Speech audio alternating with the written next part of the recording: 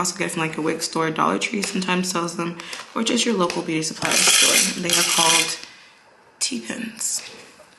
And I just like to pull that because you got to make sure your lace is nice and pulled out. Like, don't have it all like bunched up and crinkled. Like, it has to be pulled out straight and like nice and tight around your canvas head. So now that I have like the middle part, I'll part it out. I'm gonna push one section down this way to the side, just so you know, get out of the way. And it's just always good to work in sections. So yeah, and I got my hot comb. Ew, there's lip gloss. I need to get me a new hot comb. This one's been through it. I need to get a lot of new hair supplies. I just be using broken down products. But now what I'm doing, I'm just trying to push back the hairline. This is why I also like the hair to be a little bit dry, because I can't be using a hot comb on like wet hairline, because it's just gonna be like steaming up and stuff. But you just want to take your time to really like press that hot comb. Y'all, the best way to use a hot comb, the combs, yeah, they do stuff, but it's about this back part right here. Like, you want to like be using the comb, but also like taking that back part and pressing it. That's what does the pressing. The combs are just meant to separate the hair. Now I can see my hairline perfectly. And I don't know if you can notice, the hairline is like a little bit pre-plucked, slightly, but not enough. And what I like to do is just like pull out where it starts to get thicker. I don't like plucking the front of the hair. I feel like plucking the front, I like get a lot of bald spots.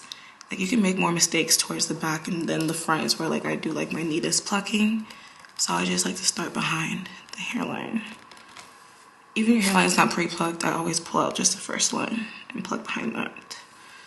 Okay, I have my tweezer, my Revlon Diamond Slant Tip Tweezer. These are literally like the only tweezers I use. Like, I literally have like 10 of these. I always stack up and buy them every time I see them at the store, because they're the ones that like work the best, they last the longest, and they just work for me.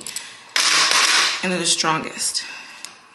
Plucking, I feel like, is really hard to explain verbally. It's more like a visual thing. But I just always say, make sure you are pulling the hair out from the roots, right? Like, you're like grabbing those knots out, like you're getting out the full knot. You're not plucking right here in the middle. Like, I always start off in the middle part and I go back. Like, I pluck in a back drag, like grab the hair, pull back like that. That's how I pluck. Not like an up and down, right? So like I pluck, skip a line.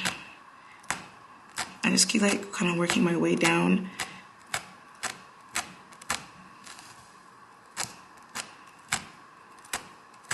And I'm basically just trying to like create gaps in between each strand of hair. Like, I'm just creating some gappage to make it look like it's your hair.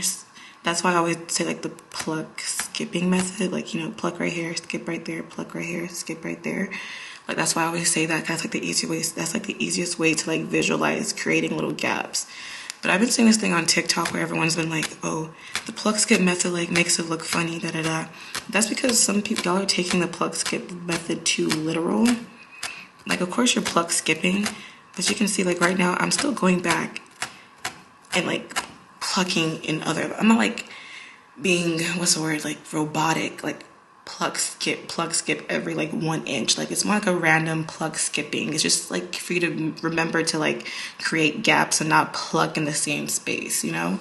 That's why like whenever people do the pluck skip method, it might come off looking funny, because they're like literally like pluck skip like every inch. It's more like randomly pluck skipping, if that makes sense. I hope. Because you just want to make sure you're not plucking in the same area and you're just creating gaps in between the hair. And you want to be creating like small gaps, not like fat, wide ass gaps. Like, you don't, you know?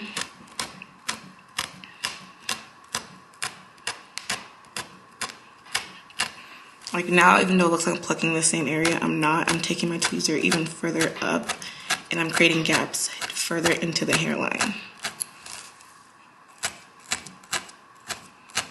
Especially since this hair is very thick, I want to concentrate a lot of my plucking deeper into the back of the hairline, because that's where the hair is like the thickest.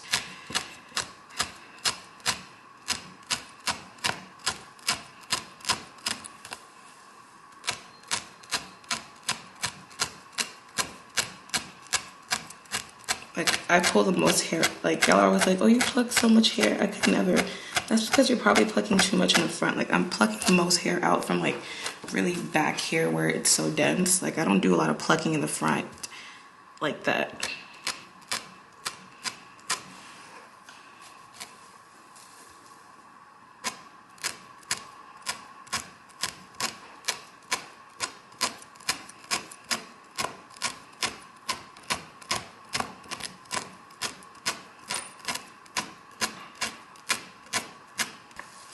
I also like always make sure you can see I'm always using my hand to like smooth and pull that hair back so I can really see those lines straight up, so I can think about, like, you see right here, like I'm gonna try to create a gap. Like when I say create a gap, you see how like right here the hair is dense? I'm gonna go in between, pull a couple hair in between, and there, like you see I've just created a gap in between. So I pluck this area, so now I'm gonna skip this line and create a gap here.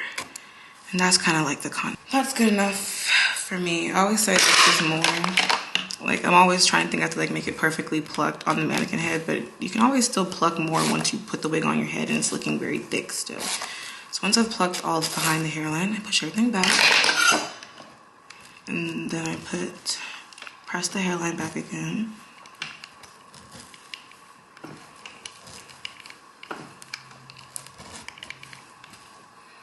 Now, since I like to have, I know for sure what I'm styling with, I'm going to be using baby hairs. I don't like to pluck too much right here in the front because those are the baby hairs I'm going to need later. So I do like the lightest amount in the front, but I still like to go and look through the hairline. Like you can see, it's still kind of dense. There's not a lot of gapping, and find little places to like create little gaps. Like I'm going to put a gap right here. And I'm still not even like really pulling the hair from here. I'm pulling more like up here and just creating little gaps to blend it in. But it's a lot less plucking and like it's more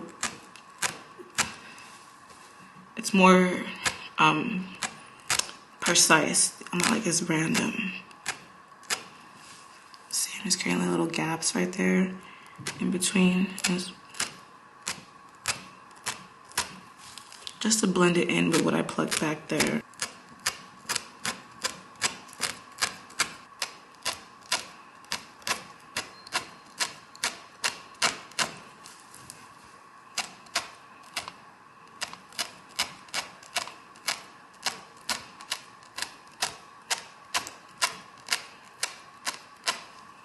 Okay, and this is like good enough for me. But now I'm gonna go ahead and do the other side off camera and come back to you guys. We're done plucking the wig, but I wanna like put the wig on my head real quick again, just to do the part, because I want a curved side part. And I just always say, it's easier to get curved side parts, or low-key, for me, I don't know about y'all, but getting a good curved side part is so hard for me. So what I like to do is like just part it out of the mannequin head just to save me stress. But real quick, like before, I'm just going to just see where on my head I want it to be. Let me look at my inspo pic. Always gotta have your inspo pic. If I'm your why can't I speak? And if I'm your inspo pic, bless you. Like, ooh, look at me on Pinterest. I love when I see myself on Pinterest. Whoever put me there, I love you. This is kind of what I'm going for. Kind of like this. Like I want like the flippy ends. So let's see, how does she have hers? So the part comes down to like right there. Back, and then it's like right here, and then the rest is like that. Basically, that is what it kind of looks like. And then I put it back onto the mannequin head like so. So now like I can just press it out. I can also like properly part the hair out, because that's really the key to a good install, is taking your time to part everything out. And I take my hot comb and I can now, plus I've been burning myself too much, So I'd rather just do all this on the hot comb, and I can just start pressing out the part. Make sure you cover the tracks up and stuff in the back. Even this front piece, I always like to push it up. And then to the side.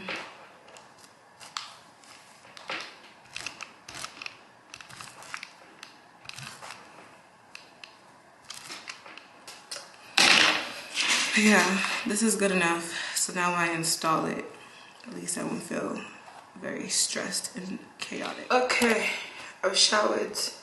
We are ready to do this. Let's get into this. First, I'm going to do some hair prep on my actual hair real quick. I haven't been able to get my hair braided, so I've just been doing like get a little twist just to make it work.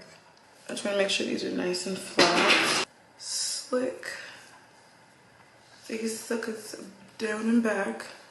Edge booster, this stuff. Style Factor edge booster, best edge control ever. Like, it just does her job. And then I like to put a little bit of honey over everything just to keep my hair moisturized, because they be drying under that cap. And my little head is ready for install. It's as flat as I can get it with no braids. So I'm gonna go ahead and tint the lace. And to tint it, I'm gonna use my Maybelline Fit Me foundation in the shade 356. I tint my lace no matter what kind of lace it is. I'm running out. And this is like my exact foundation match. Well, as exact as it can get. And put that in under the lace, just to get it to be my exact match.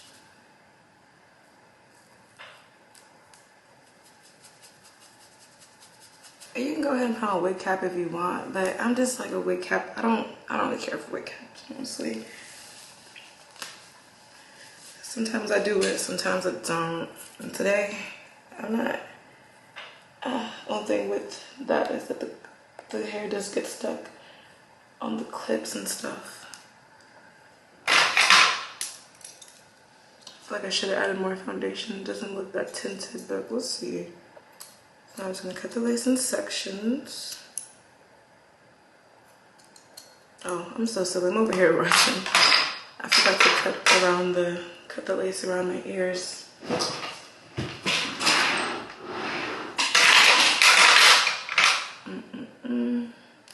Okay, there's not that much lace that needs to be cut.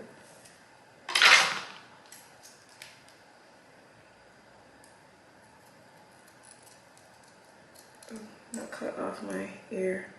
There's not like any hair that needs to be cut, it's just like lace. So this does come pretty far down. So if you have like low sideburns and stuff, this is definitely gonna be for you. Let me.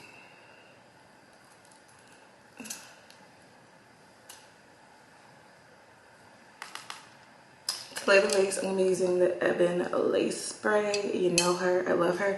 Actually today I'm gonna use the Ebin lace spray, but they have this keratin one.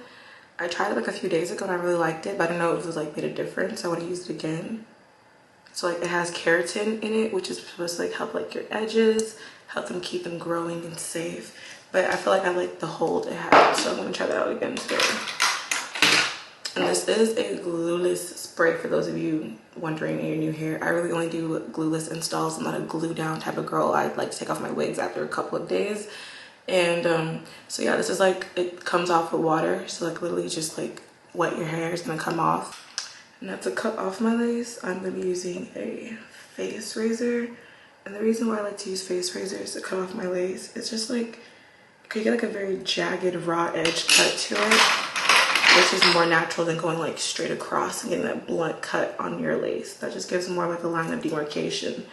And so yeah, I just like to follow like the natural shape of the hairline that's already given by the company. Sometimes I'll like cut more if I feel like it's like too short for my actual hairline.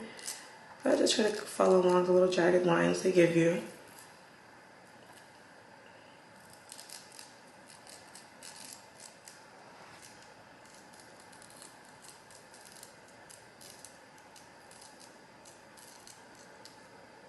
I just like to lift it under and spray.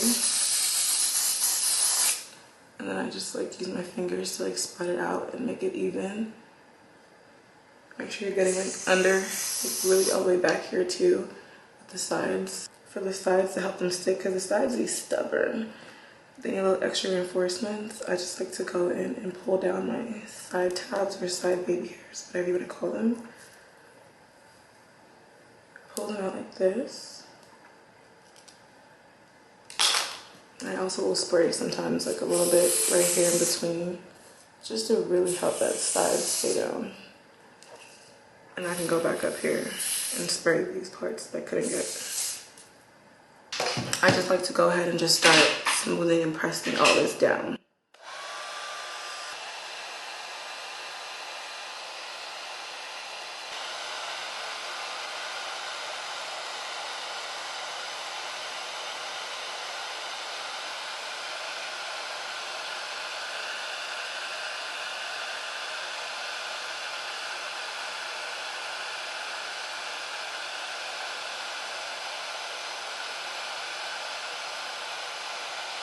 Wow, I don't know if this lace spray is hitting, but this keratin, like y'all see that? It definitely, like what? That melted so well. That really melted so good. Now I'm just going back to make sure. I like to like pull it up like this to check for any like lifting lace that must have missed, like right there. Ooh, I like this one. This one's pretty good. And then I'm gonna do the same thing on this side. All right, so I went ahead and put the elastic band for a second while my camera died while I was on the other side, but I put the elastic band for like, honestly not too long because I don't have time, but it's looking pretty melted. Like I really like this. Wow, this might be my new favorite version.